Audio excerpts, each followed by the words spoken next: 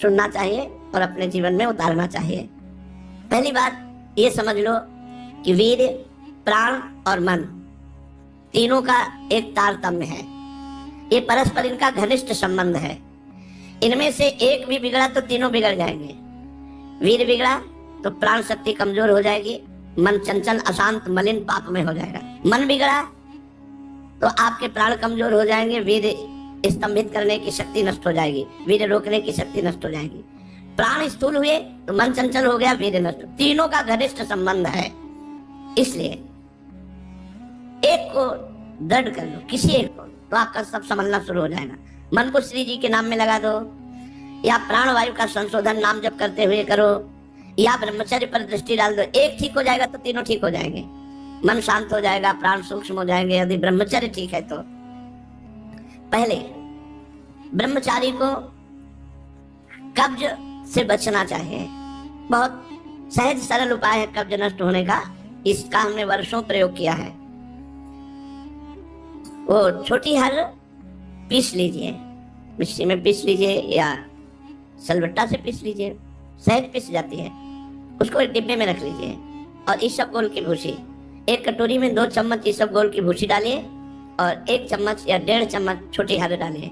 दोनों को मिला दीजिए और पाउडर ऐसे थोड़ा मुंह में डालिए और दूध से ऐसे ऐसे करके फिर लीजिए, फिर डाल लीजिए। 2 बार में, 3 बार में, 1 बार में, जितने में आप आ जाए।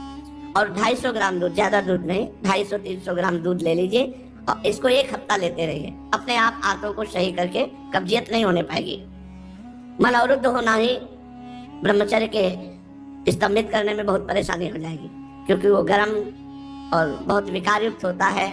जो कब्ज है कई रोग पैदा कर देती है। इसलिए ब्रह्मचारी को चाहिए कि प्रातः काल उठकर कम से कम 500 ग्राम पानी हल्का सा गर्म करके वज्रासन में बैठ करके धीरे धीरे 5-10 मिनट में पीना चाहिए।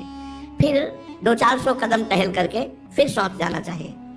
आप देखना, आप कब्जियत की शिकायत खत्म हो जाएगी अगर आप ऐसे करेंगे।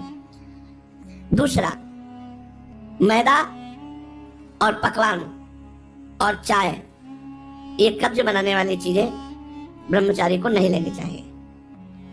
जब तक 50 की आयु न हो जाए तो चाय पीना ही नहीं चाहिए। चाय की जरूरत ही नहीं है।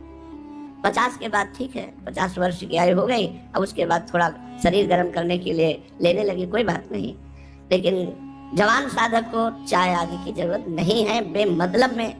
कुछ साधक काफी, और ये सब चीजें उनकी हैं जो बहुत ऑफिस में काम कर रहे हैं, जग रहे हैं, थोड़ी चाय ले ली, फिर गर्म हो गए, फिर सेवा में लग गए। साधक को नहीं लेना चाहिए। ब्रह्मचारी को चाय, काफी, ये चीजें, कोई भी व्यसन नहीं लेना चाहिए। तीसरा, अत्यंत आवश्यक हो तो किसी को छुओ, नहीं छुओ मत। रोगी को छूने के लिए कोई परहेज नहीं है। मान लो कोई रोगी है, आप सेवा में लगे हो, तो उस समय कोई परहेज नहीं, पूरे बिल्कुल प्यार से उसकी सेवा करो। कहीं कोई तुम्हारा नुकसान नहीं होगा, क्योंकि भगवत भाव से सेवा कर रहे हो। आपने किसी को छुआ तो परेशानी हो जाएगी। इसीलिए बच के भगवत मार्ग में चलना है, बच के।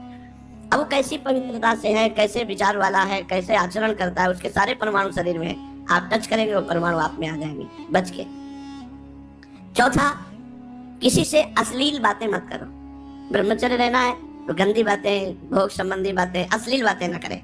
5वां, बाल काढ़ना, काला लगाने लेना बालों में, मांग का, ये सब बिल्कुल नहीं।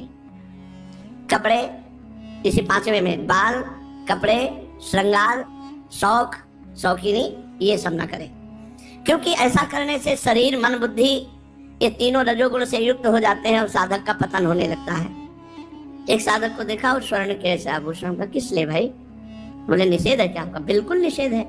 रज के पात्र में पाने का आदेश है। धातु के किसी भी तरह के व्यवहार को मना किया गया है। तो फिर तो महंगी वस्तुएं, इनको धारण करने की जरूरत ही नहीं है। शरीर राग त्यागना ही तो वैराग्य है। क्या कपड़े बदल लेना केवल वैराग्य है? शरीर राग त्यागना, गर्मी सर्दी सहना, गाली अपमान सहना, दुख सहना, यही हमारा परम धर्म है। दुख सहना, तिरस्कार, अपमान, निंदा, ये जब हम सहते हैं तब हमारा परमार्थ पुष्ट होता है। 6वां, वही वस्तु पाओ जिसमें तुम्हें ज्यादा स्वाद न मिले और तुम्हारा स्वास्थ्य ठीक रहे। तुम्हारा शरीर बलयुक्त हो, सात्विक भोजन हो और स्वाद रहित भोजन हो, तो ऐसी चीज मत खाओ पियो जो तुम्हें बहुत पसंद है। सात्विक भोजन करो जो स्वाद रहित हो। 7वां, इत्र, फुलेल, सुगंधित द्रव्यों का लेपन बिल्कुल निषेध है ब्रह्मचारी के लिए। सुगंधित द्रव्य लगाना, इत्र फुलेल लगाना, ये बिल्कुल निषेध है, नहीं लगाना चाहिए। 8वां, प्रतिदिन नियमानुसार व्यायाम करें। व्यायाम बहुत बार साधकों से कहते करो। देखो, एक मोटरसाइकिल भी सुबह जब स्टार्ट की जाती है, बहुत जोर से स्टार्ट की जाती है, खड़े खड़े उसको बहुत, वो एकदम गर्म हो गए चल दी, तो ऐसे बहुत जोर से आधा घंटा स्टार्ट हो, दंड बैठक मारे, पसीना पसीना हो गए, सर के बल खड़े हुए, और भी आसन, प्राणायाम, व्यायाम, अगर ये करोगे व्यायाम तो ब्रह्मचर्य बहुत पुष्ट है। जवान से तो जवान हो, 100-500 दंड मारे, 100-500 बैठक मारे, तब समझ में आता है हाँ ब्रह्मचारी, समझ में आवे कि ब्रह्मचारी। व्यायाम करो, प्राणायाम करो, करो, मानो हमारी बात। हर साधक को, चाहे गृहस्थ साधक को, चाहे व्यक्ति, व्यायाम तो करना ही चाहिए। बहुत बड़ी औषधि व्यायाम है। प्रतिदिन नियमानुसार व्यायाम करो और भोजन उतना पाओ जितना आराम से पच जाए। 9वां, अच्छी तरह चबा चबा करके भोजन करो। कोई कोई तो ऐसे भोजन करते हैं, कवल गया वो अंदर गया। अरे भगवान, अंदर कोई मशीन कटिया काटने की थोड़ी लगी, आते हैं। 32 दांत भगवान ने इसलिए दिए कि 32 बार एक कवल को चबाओ, एकदम महीन लुब्धी करके।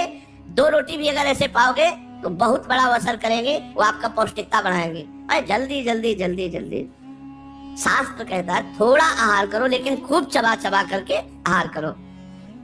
और दांत सफाई रखनी चाहिए। पाचन शक्ति पर बहुत प्रभाव पड़ता है जब आप चबा के नहीं पाते हैं। कुछ दिन बाद आपका लीवर गड़बड़ हो जाएगा। आप चबा चबा के पाइए, थोड़ा पाइए, अधिक समय लगाइए। 40 मिनट में पाइए, 1 घंटे में पाइए, लेकिन चबा चबा करके पाइए। अगर हमारा भोजन चबा के जाएगा तो बहुत जल्दी पच जाएगा और स्वास्थ्यवर्धक होगा। थोड़ा अन्न भी बहुत शक्ति प्रदान करेगा।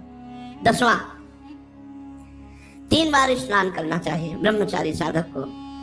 3 बार ना हो सके तो 2 बार तो करना ही चाहिए। मुझे लगता है 2 बार तो प्राय सब लोग करते हैं, क्योंकि प्रातः स्नान और शाम के जब वाणी पाठ में आते हैं तो सब स्नान तिलक करके आते हैं। 11वां, अपने विचारों को रात्रि के सोते समय जांच कीजिए कि कितने मिनट गंदे विचार आए।